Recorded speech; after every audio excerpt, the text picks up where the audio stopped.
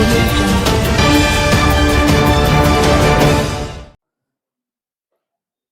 you very much, Andy. Thanks.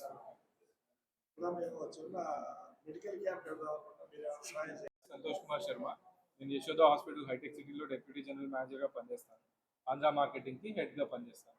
ఇవాళ మచిలీపట్నంలో మనం చేస్తున్న ఈ విలేకరుల సమావేశంలో మనతో పాటు డాక్టర్ నవీన్ పొలవరపు గారు, clinical director, senior gastroenterologist, Yashoda hospital హైటెక్ సిటీ నుంచి ఇక్కడికి విచ్చేసి ఉన్నారు. ఇప్పుడు సార్ మనకి లివర్ డిసీజెస్ కొత్తగా ఇప్పుడు ఏం జరుగుతుంది మన ఆంధ్ర, తెలంగాణ, తెలుగు రాష్ట్రాల్లో ఎలా పేషెంట్స్ సఫర్ అవుతున్నారు, వాళ్ళకి ఏమేమి జాగ్రత్తలు తీసుకోవాలి అవన్నిటి గురించి చెప్తారు సార్. ముఖ్య ఉద్దేశం అని చెప్పడానికి కారణం ఏంటంటే కనుక తెలుగు రాష్ట్రాలు, ఇండియాలో పర్టికులర్ తెలుగు రాష్ట్రాల్లో ఈ మధ్య లివర్ డిసీజ్ బాగా ఎక్కువ చూస్తున్నాం. ఇన్ఫ్యాక్ట్ ప్రపంచం మొత్తంలో కూడా ఫాస్టెస్ట్ అతి వేగంగా పెరిగే క్యాన్సర్లలో లివర్ క్యాన్సరే మొదటి స్థానంలో ఉంది. అంటే చాలా వేగంగా లివర్ క్యాన్సర్ పెరుగుతుంది, కానీ చాలామంది తెలియట్లేదు. ఎందుకు తెలియట్లేదు? ఎందుకంటే లివర్ క్యాన్సర్ వచ్చి తెలిసేసరికి చాలా ముదిరిపోతుంది, చాలా లేట్గా తెలుసుకుంటున్నారు. ఈ రావడానికి మెయిన్ కారణం లివర్ క్యాన్సర్ కానీ లివర్ డ్యామేజ్ అవడానికి కారణాలు మెయిన్గా ముఖ్యంగా 3 ఉన్నాయి. ఓకే, ఒకటేమో ఫ్యాటీ లివర్, లివర్లో కొవ్వు చేరుకుంటాం వలన. ఈ మధ్యకాలం చాలామంది ఫ్యాట్ లివర్, కొవ్వు చేరుకుంటాం వింటున్నాం, రైట్? అసలు ఎందుకు వస్తుంది ఫ్యాటీ లివర్, దాన్ని ఎలా మనము దాన్ని అరికట్టగలుగుతాం, అది ఒక ప్రాబ్లం. అది రెండో ప్రాబ్లము వైరల్ హెపటైటిస్. అంటే మనకి తెలియకుండా మన బాడీలోకే లివర్లోకి వచ్చి వైరస్ కూర్చొని దాని లివర్ని డ్యామేజ్ చేస్తుంటుంది. మూడో కారణము ఆల్కహాల్ తాగే లివర్ పాడవుతుందని తెలుసు, రైట్? సో అలాగే ఇది ఎంతవరకు డ్యామేజ్ చేస్తుంది, ఎంతవరకు సేఫ్ లిమిట్స్ అవన్నీ తెలియకుండా తీసుకుంటాం వలన ఈ కారణాల వలన లివర్ బాగా డ్యామేజ్ అయ్యి లివర్ సిరోసిస్కి అంటే స్కారింగ్ అయిపోయి పర్మనెంట్గా డ్యామేజ్ అయిపోయి అలాగే లివర్ క్యాన్సర్ కూడా దారితీస్తుంది. ఈ ప్రక్రియ అంతా కూడా సైలెంట్గా నడుస్తుంటుంది లివర్ డిసీజెస్ని. అందుకే ప్రతిసారి నేను చెప్తాను, చాలాసార్లు నేను టాక్స్ ఇచ్చిన దాంట్లో యూట్యూబ్లో కూడా చెప్పాను ఇదే మాటలు. లివర్ డిసీజెస్ సైలెంట్ కిల్లర్ అంటే మనకి చెప్పకుండా మొత్తం మెల్లింగా డ్యామేజ్ అయిపోయి పూర్తిగా ఎండ్ స్టేజ్ వచ్చి పూర్తిగా లివర్ కుళ్ళిపోయి పాడైపోయి ఇంకా దానికి కాంప్లికేషన్స్ వచ్చిన తర్వాతనే బయటకు వస్తాయి. అప్పటి వరకు మనకి ఏమీ తెలియదు. సో మనకి అందరికీ చాలా మందికి లివర్ డిసీజులు నడుస్తుండగా కూడా మనకి ఏమి దాన్ని తెలియదు, ముదిరిపోయిన తర్వాత కానీ మన దగ్గర రావట్లేదు. ఇలా మనం చేయకుండా ఉండాలంటే మన దాని గురించి అవగాహన తెలుసుకోవడం చాలా ఇంపార్టెంట్, అవేర్నెస్ అనేది ఇంపార్టెంట్. వైరల్ హెపటైటిస్ ఇందాక చెప్పాను, ఒక కారణం అని చెప్పాను. అది ప్రివెంటబుల్ డిసీజ్. అంటే మన సింపుల్ రక్త పరీక్ష ద్వారా హెపటైటిస్ బి వైరస్లు, సి వైరస్లు ఉన్నాయో తెలుసుకోవచ్చు. ఒకవేళ సి వైరస్ ఉంటే మంచి మందులు ఉన్నాయి, బి వైరస్ లేని వాళ్ళకి వ్యాక్సినేషన్ చేయించుకుంటే, టీకా ఇచ్చుకుంటే వాళ్ళకి మళ్ళీ ఆ జీవితంలో అంటే లైఫ్ లాంగ్ ఆ డిసీజ్ రాకుండా మనం కాపాడుకోగలుగుతాం. ఓకే, సో అలా మనం డిసీజ్ని మనం ప్రివెంట్ చేయొచ్చు, రైట్? అలాగే అండ్ ఇంకొకటి, ఏదైతే వైరల్ హెపటైటిస్ అని చెప్తున్నానో 10 మందిలో 9 మందికి వైరస్ ఉందని కూడా తెలియదు వాళ్ళకి. అలా ఉంటుంది, అలా తిరుగుతుంటారు. మరి ఎలా పాకుతుంది? జనరల్గా బ్లడ్ టు బ్లడ్ అంటే మన రక్తం ఎవరికైనా ఇచ్చినప్పుడు రక్తం మనకైనా ఒక దెబ్బ తగిలి మనకు కూడా బ్లడ్ కాంటాక్ట్ అయితే కనుక అప్పుడు మనకి పాకుతుంది. ఒక్కొక్కసారి చాలా ఎక్కువ వైరస్ బాడీలో ఉన్నప్పుడు ఈవెన్ చెమట ద్వారా కూడా, స్వెట్తో కూడా, బాడీ ఫ్లూయిడ్స్ కూడా పాకుతుంది.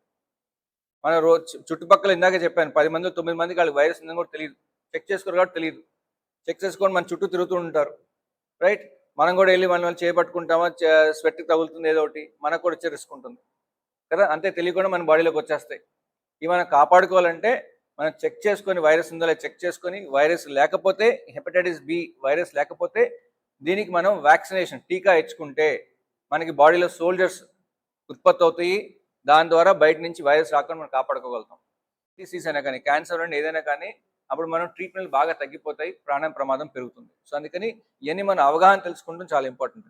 Any change in bowel habit అంటే మోషన్ హ్యాబిట్ మారింది, మోషన్లో బ్లడ్ పడింది, ఆర్ తెలియకుండా వెయిట్ తగ్గుతున్నారు, పొట్ల నొప్పి 2 వారాల కంటే ఎక్కువ అట్లాగే ఉంటుంది, ఆర్ తిన్నప్పుడు అడ్డుపడుతుంది, ఫుడ్ తిన్నప్పుడు అడ్డుపడుతుంది, పద్దాక యాసిడ్ ప్రాబ్లమ్స్ వస్తున్నాయి, పొట్టలో మంట వస్తుంది, ఓకే, వెయిట్ తగ్గుతున్నారు, వాంతులు అవుతున్నాయి, ఇలాంటి ఏమైనా సిమ్టమ్స్ ఉంటే ఇగ్నోర్ చేయకుండా ముందే చూపించుకోండి. సో దట్ మనకి ముందే తెలిస్తే దానికి మనం ప్రివెంట్ చేయగలుగుతాం, దానికి అట్లీస్ట్ మనం త్వరగా దాన్ని డిసీజ్ని కంట్రోల్ చేయగలుగుతాం. ఇవన్నీ కూడా తెలవాలి అంటే కనుక మనకి మన బాధ్యతగా మనం అందరికీ తెలుసుకోవాలి, అవేర్నెస్ తెలుసుకుంటే ఇంపార్టెంట్ అది. సో అందుకని ఇవన్నీ కూడా గ్రహించండి. లివర్ ప్రాబ్లమ్స్ పెరుగుతున్నాయి, సో దానికి కారణాలు మనమే. అది తగ్గించాలి అంటే కనుక మనం ఇందాక చెప్పిన 3 మెయిన్ కారణాలు మనం కంట్రోల్ చేసుకుంటే వైరల్ హెపటైటిస్ చెక్ చేసుకోవచ్చు, ఆల్కహాల్ మానేయాలి ఆర్ తగ్గించాలి బాగా. మూడోది ఫ్యాటీ లివర్ కంట్రోల్ చేసుకోవాలి. ఇవన్నీ మన చేతిలో ఉంది. సో లివర్ డిసీజ్ కంట్రోల్ చేసుకుంటానికి. అలాగే ప్యాంక్రియాస్ ప్రాబ్లమ్స్ చెప్పాను, అది కూడా మన చేతిలోనే ఉంటుంది కంట్రోల్ చేసుకుంటానికి. అలాగే గ్యాస్ ప్రాబ్లమ్స్ కానీ ఏమన్నా కనుక అలాగే ఉంటే కనుక నెగ్లెక్ట్ చేయకుండా డాక్టర్ చూపించుకోండి. సో దట్ మనం కరెక్ట్ అయిన ట్రీట్మెంట్ మనం ఇవ్వచ్చు. Hepatitis B and C virus ఏదైతే మాట్లాడుతున్నామో అది హెచ్ఐవి కంటే 100 రెట్లు ఎక్కువ పాకుతుంది. మనం హెచ్ఐవి గురించి చాలాసార్లు మాట్లాడుకుంటాం, కానీ హెచ్ఐవి కంటే చాలా 100 రెట్లు ఎక్కువ పాకేది హెపటైటిస్ బి వైరస్. కానీ దాని గురించి చాలా తక్కువ మాట్లాడుకుంటాం అన్ఫార్చునేట్లీ.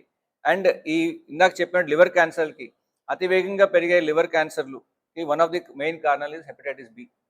మన ఇండియన్ కాంటినెంటు అలాగే చైనా, ఆఫ్రికాలో ఇట్లాంటి హెపటైటిస్ బి వలన, సి వలన లివర్ క్యాన్సర్లు చాలా ఎక్కువగా చూస్తున్నాం.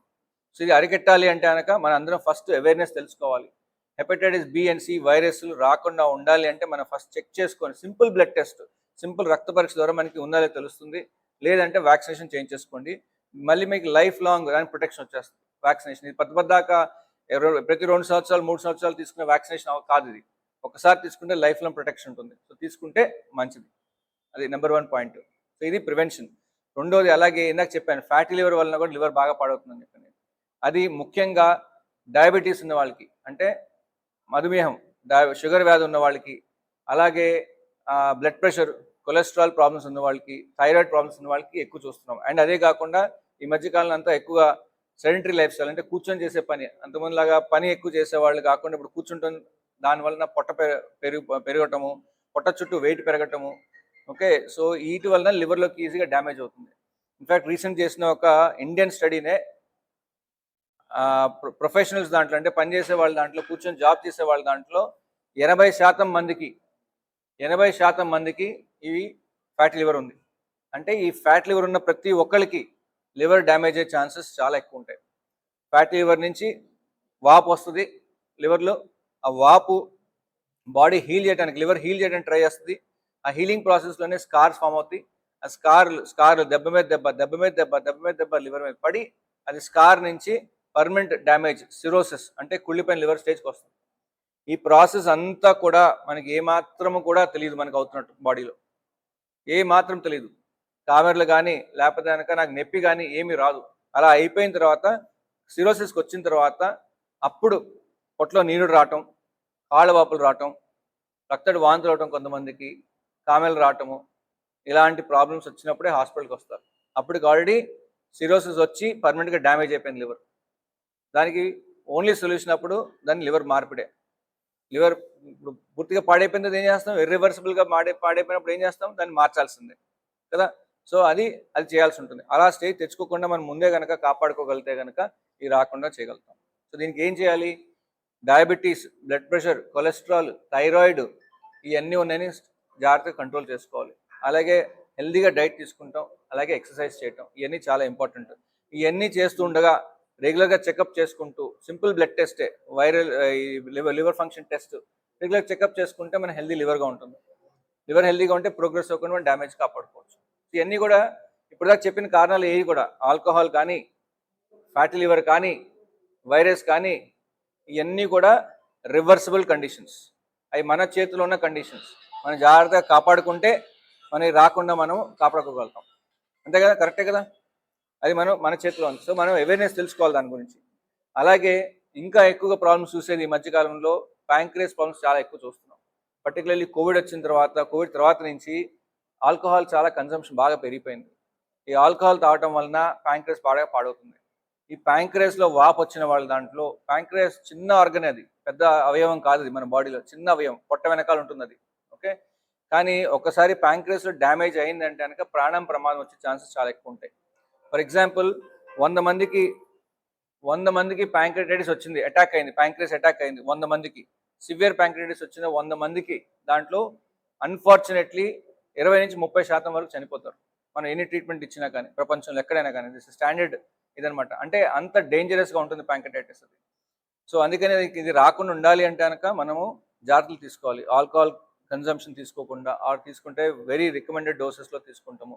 అలాగే రెగ్యులర్గా చెకప్ చేయించుకుంటే ప్యాంక్రియాస్లో ప్రాబ్లమ్స్, అంటే అలాగే కాకుండా ప్యాంక్రియాస్లో క్యాన్సర్స్ వచ్చే ఛాన్సెస్ కూడా పెరుగుతుంటాయి.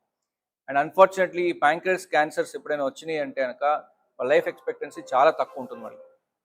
ఎందుకంటే కనుక pancreatic cancers are one of the ఉన్న క్యాన్సర్లు అన్నింటిలోనూ చాలా వేగంగా సివియర్గా పెరిగే క్యాన్సర్లు ప్యాంక్రియాటిక్ క్యాన్సర్. ఎందుకంటే లేట్గా ప్రజెంట్ అవుతుంది, నెంబర్ 1.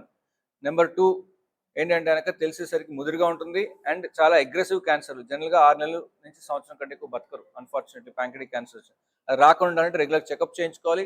రాకుండా ముందు మనం కారణాలు తెలుసుకొని దాన్ని మనం ప్రివెంట్ చేసుకోవాలి. హెల్దీగా తింటాం, ఆల్కహాల్ తాగపోవటం అనేది చాలా చాలా ఇంపార్టెంట్. సో ప్యాంక్రియాస్ ప్రాబ్లం వచ్చిన వాళ్ళకి డేంజరస్గా ఉంటుంది. సో అందుకని నెగ్లెక్ట్ చేయకుండా చూసుకోండి. అండ్ ఆల్కహాల్ కన్సంప్షన్ బాగా తగ్గించాలి, చాలా చాలా ఇంపార్టెంట్. అది 20 నుంచి 25 lakhs సుమారుగా స్టాండర్డ్ ప్రకారం. ఇప్పుడు ఒక్కొక్క పేషెంట్ బాగా సిక్గా ఉన్నారు, ట్రాన్స్ప్లాంట్కి కూడా ఇంకా పరిస్థితి రాలేదు. ట్రాన్స్ప్లాంట్కి ఇప్పుడు ట్రాన్స్ప్లాంట్ అనేది ఆపరేషన్ కదా, ఆపరేషన్ ఫస్ట్ పేషెంట్ స్టేబుల్గా ఉండాలి కదా, స్టేబుల్గా ఉంటేనే ఆపరేషన్ చేస్తాం. వచ్చిన ప్రతి పేషెంట్కి ఆపరేషన్ ట్రాన్స్ప్లాంట్ చెప్పం, ఎందుకంటే చాలా లేట్గా సిక్గా ఉన్నాడు, అడ్వాన్స్ స్టేజ్లో ఉన్నాడు అనుకోండి, అప్పుడు చేసిన వల్ల ఉపయోగం లేదనుకోండి చేయం. ఎప్పుడైనా గ్యారంటీగా ప్రపంచంలో ఒక స్టాండర్డ్ ట్రాన్స్ప్లాంట్ చేస్తే మంచి సెంటర్లో చేయించుకుంటే మనకి 95% సక్సెస్ రేట్ ఉంది. 95%. అంతకుముందు రోజుల్లో కాదు, 40 ఏళ్ళ క్రితం 20 ఏళ్ళ క్రితం ట్రాన్స్ప్లాంట్ చేసిన వాళ్ళకి సక్సెస్ రేటు 40-50%, 50% వరకే చెప్పేవారు. ఇప్పుడు ఎందుకు అంత పెరిగింది?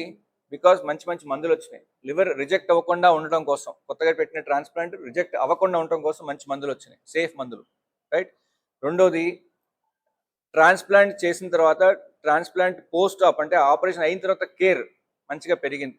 ఇంటెన్సివ్ కేర్ స్కిల్స్ పెరిగినాయి, సర్జికల్ స్కిల్స్ పెరిగినాయి. పేషెంట్ మనం ఎవరికి చేస్తే కరెక్ట్గా ఉపయోగపడుతుంది, ఎలా చేస్తే ఉపయోగపడుతుంది, ఎలా స్టెబిలైజ్ చేసుకొని చేయడం అనేది కూడా పెరిగింది. ఈ అన్నిటి కారణాల వలన ట్రాన్స్ప్లాంట్ ఒక నార్మల్ సర్జరీ లాగా అయిపోయింది. అవటం వలన సక్సెస్ రేట్ పెరిగింది. 95% సక్సెస్ రేట్ మంచి సెంటర్లో చేసుకుంటే ట్రాన్స్ప్లాంట్ తర్వాత బతికే ఛాన్సెస్ 95% ఉన్నాయి. ఇదే పర్సన్ 15 ఏళ్ళు, 20 ఏళ్ళు, 30 ఏళ్ళు కూడా బతుకుతారు. సో ట్రాన్స్ప్లాంట్ చేసుకుంటే చనిపోతారు, ట్రాన్స్ప్లాంట్కి ఖర్చు ఎక్కువైపోతుంది, అవన్నీ పాత రోజుల్లో. ఈ రోజుల్లో కాదు, it has become like A normal surgery లానే అయిపోయింది. నార్మల్ సర్జరీ అనేది ట్రాన్స్ప్లాంట్ కూడా 2 రకాలు ఉంటాయి. ఆరోగ్యశ్రీ కొన్ని హాస్పిటల్స్లో ఉన్నాయి. ట్రాన్స్ప్లాంట్ కూడా 2 రకాలు ఉంటాయి. ఓకే, కెడావర్ ట్రాన్స్ప్లాంట్ అంటాం, ఇంకోటేమో లివింగ్ డోనర్ ట్రాన్స్ప్లాంట్ అంటాం. కెడావర్ అంటే ఫర్ ఎగ్జాంపుల్ ఎవరన్నా రోడ్ ట్రాఫిక్ యాక్సిడెంట్లో చనిపోయారు పాపం, ఓకే, వాళ్ళ లివర్ బాగానే ఉంది, okay, so brain dead patient but liver బాగానే పనిచేస్తుంది. వాళ్ళ దగ్గర నుంచి లివర్ తీసుకొని ఎవరికైతే అవసరమో వాళ్ళు పెట్టచ్చు. దాన్ని కెడావర్ ట్రాన్స్ప్లాంట్ అంటాం. అది జనరల్గా సెంట్రల్గా అదే స్టేట్ గవర్నమెంట్స్లో వాళ్ళు రన్ చేస్తారు ఈ ప్రోగ్రామ్ అంతా కూడా. దాని రిజిస్టర్ జీవన్ దాన్ ప్రోగ్రామ్, ఎగ్జాక్ట్లీ ఒప్పుకోవాలి. అది అదే మన బాధ్యత కూడా, ఎందుకంటే ఒకరికి మనం జీవం ఇవ్వగలుగుతున్నాం, అది మంచి పని చేస్తున్నాం. అది లివర్ ఒకటే కాదు, లివర్ కానీ, కిడ్నీ కానీ, హార్ట్ కానీ, లంగ్స్ కానీ, కార్నియా కానీ, అది మనము వేస్ట్ చేసే బదులు ఎవరో ఒకరికి ఉపయోగపడుతుంది కదా. ఉపయోగపడితే మనకి సంతోషం కదా అందరికీ. అండ్ ఇట్స్ సేఫ్ ఆపరేషన్సే, అది కూడా చూసుకొని జాగ్రత్తగా చేస్తాం చేసినప్పుడు ఆపరేషన్. అది కూడా సో కెడావర్ ట్రాన్స్ప్లాంట్ అది మన గవర్నమెంట్ పాలసీ కూడా ఉంది, యాక్టివ్ డొనేషన్స్ చేయమని చెప్పని. అది మనం ముందుకు తీసుకెళ్ళాలా, మన బాధ్యత అందరిది కూడా. యాజ్ ఎ డాక్టర్స్ మాది, మీది, పబ్లిక్ది, అందరికి అవేర్నెస్ రావడం ఇంపార్టెంట్. కొన్ని కంట్రీస్లో 95% ట్రాన్స్ప్లాంట్స్ అన్నీ కూడా ఇట్లాగే డొనేట్ చేసిన వాళ్ళే చేస్తారు. ఫర్ ఎగ్జాంపుల్ నేను యూకేలో 14 ఏళ్ళు ఉన్నాను. అక్కడ దాంట్లో ట్రాన్స్ప్లాంట్ అనేది కెడావర్ ప్రోగ్రామే చేసేది అక్కడ. అంటే ఎవరు డొనేట్ చేస్తారు ట్రాన్స్ప్లాంట్ని, చనిపోయినప్పుడు నా ఆర్గన్స్ తీసుకోండి అని చెప్పి వాళ్ళు సైన్ చేసుకుంటారు. సో అలా సైన్ చేసేది కూడా వాళ్ళు తీసుకుంటారు ఆర్గన్స్. అట్లా 98 నుంచి 99% వరకు చేసే ట్రాన్స్ప్లాంట్స్ యూకేలో కానీ అదర్ కంట్రీస్లో కానీ ఇట్లాగే బ్రెయిన్ డెడ్ పేషెంట్సే చేస్తారు. అది లివర్ ఫిట్నెస్ పట్టు ఉంటుంది. అది జనరల్గా 50 నుంచి 60 సంవత్సరాల వరకు లివర్ ఫిట్గా ఉన్నారు, ఫిట్ పర్సన్ 60 ఏళ్ళ లోపల లివర్ హెల్దీగా ఉంది, ఎక్కువ కొవ్వు లేదు ఫ్యాట్ లివర్లో, అలాగే మిగతా ఆర్గన్స్ ఎక్కువ డ్యామేజ్ లేదు, ఫిట్గా ఉంది లివర్, అప్పుడు తీసుకుంటాం. అది కెడావర్ ట్రాన్స్ప్లాంట్. అది 2వ రకమైన ట్రాన్స్ప్లాంట్ లివింగ్ డోనర్ ట్రాన్స్ప్లాంట్ అంటాం. అంటే మన ఫ్యామిలీలో ఎవరో ఒకళ్ళు, ఓకే, వాళ్ళు లివర్ కొంత భాగం లివర్ డొనేట్ చేయొచ్చు. ఎందుకు అంటే కనుక 2 అడ్వాంటేజ్ ఉంటాయి. లివర్ ఏంటంటే కనుక అన్నీ కూడా లివర్ సెల్స్ కొత్తగా మళ్ళీ తీసేసినా మళ్ళీ కొత్త సెల్స్ ప్రొడ్యూస్ అవుతాయి, ఓకే. అన్లైక్ బ్రెయిన్లో సెల్స్ చనిపోతే పర్మనెంట్ డ్యామేజ్, అలా కాకుండా లివర్లో సెల్స్ కొత్తవి వస్తాయి, లివర్ సెల్స్ రీజనరేట్ అవుతాయి, కొత్త కూడా ఎక్కువ చూస్తున్నాం, ఓకే. సో పొట్ట ప్రాబ్లమ్స్ అంటే చాలామంది మీరు వినుంటారంతా, పొట్ట ఉబ్బరం రావటం, నొప్పి రావటం, తేన్పులు రావటము, గ్యాస్ ఎక్కువ ఫామ్ అవటము, ఇవన్నీ కూడా కారణాలు మన లైఫ్ స్టైల్ ప్రాబ్లమ్స్ వల్లనే ఎక్కువ చూస్తున్నాం. అదే కాకుండా కొంతమందికి ఈ మధ్య కాలంలో బవల్ క్యాన్సర్ అంటే పేగులో క్యాన్సర్ కూడా ఎక్కువ చూస్తున్నాం. సో ఎవరికైనా కానీ పేగు హ్యాబిట్ మారింది, మోషన్ హ్యాబిట్ మారింది. సో అంతకుముందు రోజు 2 రోజులకు ఒకసారి వెళ్ళేవాళ్ళు ఫర్ ఎగ్జాంపుల్, ఇప్పుడు రోజు ఒకసారి వెళ్తున్నారు. ఆర్ అంతకుముందు లూజ్ టూల్స్ అయ్యేది, అంటే రోజుకు 3 సార్లు వెళ్ళేవాళ్ళు. ఎప్పటి నుంచో ఎన్నో సంవత్సరాలు చిన్నప్పటి నుంచి అదే హ్యాబిట్, రోజు 3 సార్లు వెళ్తున్నారు. కానీ ఇప్పుడు రోజుకు ఒకసారే వెళ్తున్నారు ఆర్ 2 రోజులకు ఒకసారి వెళ్తున్నారు. అంటే హ్యాబిట్ మారింది. అలా మారి అట్లాగే కంటిన్యూస్గా ఉంటే కనుక నెగ్లెక్ట్ చేయకుండా చెక్ చేయించుకోవాలి. ఓకే, ఎందుకంటే that could be A symptom of A something serious like A cancer. అవన్నీ కూడా మనం జాగ్రత్తగా గమనించాలి. మన బాడీ గురించి ఎంత బాగా తెలుసుకుంటే అంత మనం ఇవన్నీ గమనిస్తాం. అప్పుడు మనం దానికి చేంజెస్ ఉంటే దానికి మనం జాగ్రత్తలు తీసుకోవాలి. ఎందుకంటే ఎర్లీ స్టేజెస్లో ఏదైనా కానీ, ఏ డిసీజ్ అయినా కానీ, అది క్యాన్సర్ అవనండి, ఏ డిసీజ్ అయినా కానీ, మనం త్వరగా ఎర్లీగా కనుక్కుంటే దానికి మంచి ట్రీట్మెంట్స్ ఉన్నాయి, దాన్ని మనం రికవర్ చేయొచ్చు.